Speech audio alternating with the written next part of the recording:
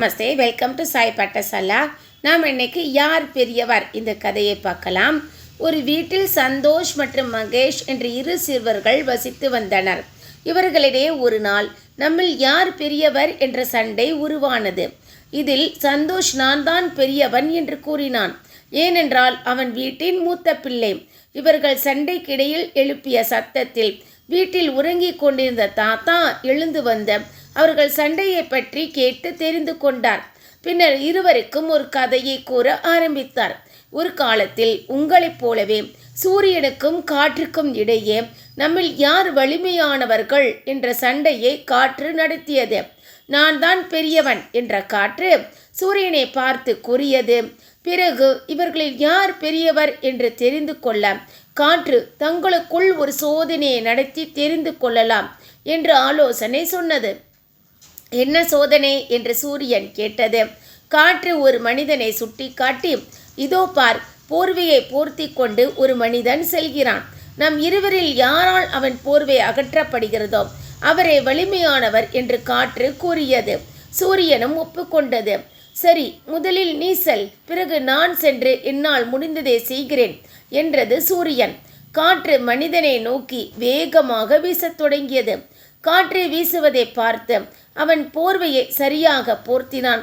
பலத்த காற்று வீச ஆரம்பித்தது. அவன் போர்வையை இன்னும் இறுக்கமாக பிடித்து கொண்டான். காற்று பயங்கர புயலாக உருவெடுத்தது. ஆனால் என்ன, காற்று எவ்வளவு வேகமாக வீசுகிறதோ அவ்வளவு சக்தியை பயன்படுத்த மனிதன் போர்வையை நன்கு படுத்தி கொண்டான். வாருங்கள், இப்போது உங்கள் முறை. நான் என்னால் முடிந்தவரை முயற்சி செய்துவிட்டேன் என்றது.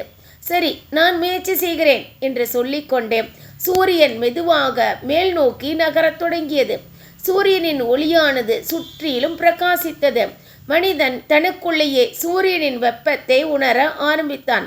பிறகு சூரியன் தன்னுடைய ஒளிக்கதிர்களால் அதிகமான வெப்பத்தை கொடுத்தது. வெயிலின் தாக்கம் தாங்க முடியாமல் மனிதன் தனது போர்வையை எடுத்து வீசினான். இதை கண்டு காற்றின் பெருமை குலைந்தது. கூப்பிய கைகளுடன் பணிவான குரலில் சூரியனை வணங்கி, நீங்கள் தான் பெரியவர் சூரியனே, நான் தோற்றேன் என்றது.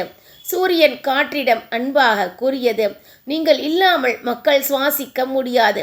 நீங்கள் தான் அனைவருக்கும் உயிர் வாழ உதவுகிறீர்கள். நீங்கள் தான் சிறந்தவர். அவரவர் இடத்தில் அவரவர்களுக்கென்று வலிமை இருக்கின்றது.